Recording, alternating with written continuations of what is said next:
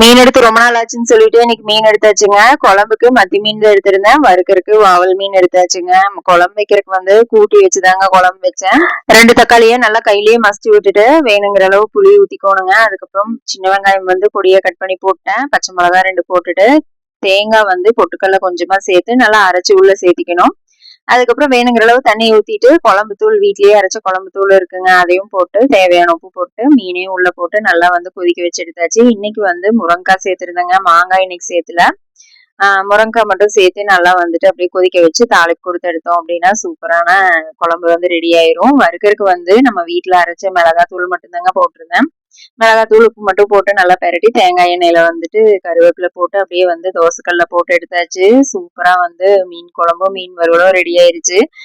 மதியம் ஃபுல்லா சாப்பிட்டுட்டு கொஞ்ச நேரம் அப்படியே ரெஸ்ட் எடுத்தாச்சுங்க. ரெஸ்ட் எடுத்துட்டு அதுக்கப்புறமா தான் மத்த வேலையெல்லாம் பாக்குறதுக்கு போனோம். எப்பவுமே சண்டே அப்படின்னா இப்படிதாங்க ஏதாவது ஒண்ணு எடுத்து செய்ய வேண்டியதுதான்.